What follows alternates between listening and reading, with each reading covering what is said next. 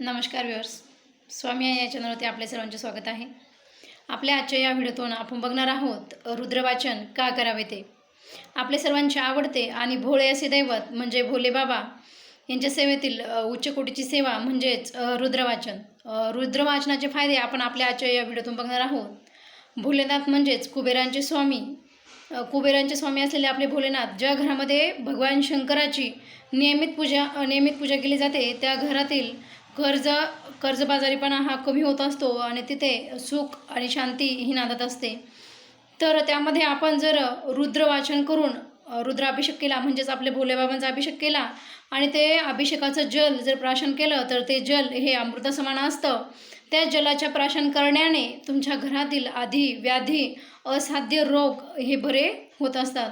घरातील व्यसनी व्यक्ती किंवा हट्टी किंवा चिडखोर मुले असतील आणि त्यांना जर तुम्ही रुद्राभिषेकाचं जल दररोज सेवन करायला दिलं तर नक्कीच त्या मुलांच्या स्वभावामध्ये बदल हा होत असतो. मुलांच्या स्वभावामध्ये बदल होत असतो आणि व्यसनी व्यक्तीचेही हळूहळू व्यसन कमी होण्यास मदत होत असते. पण कुठलीही गोष्ट विश्वासाशिवाय अपूर्ण असते.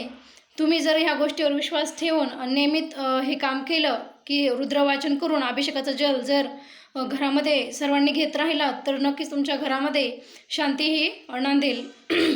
अशा प्रकारे पण मग तुम्हाला सर्वांना असाही प्रश्न पडला असेल की रुद्रवाचन करून अभिषेक कसा करावा. अभिषेक तर कुठल्याही परिस्थितीमध्ये सर्वसामान्यपणे एकच पद्धत असते. जसं की प्रथमतः देवाला पाण्याने आंघोळ घालायची, त्यानंतर देवावरती कच्चे दूध वाहून घ्यायचे, त्यानंतर तुम्ही दही वाहून घेऊ शकता, त्यानंतर तुमच्याकडे मध असेल तर तुम्ही मधही वाहून घेऊ शकता. म्हणजे तुम्ही पंचामृत स्नान देवाला हे करायचं असतं. त्यानंतर मग परत तुम्हाला ते देवाचं शिवलिंग हे पूर्णपणे स्वच्छ पाण्याने धुवून घ्यायचं आहे. त्यानंतर तुम्हाला करायचं आहे रुद्राभिषेक करत असताना स्वामींची नित्यसेवामध्ये रुद्राभिषेकाचे दिलेले आहे. तर त्याच्यामध्ये 1 ते 1100 अणुवाचक आहे.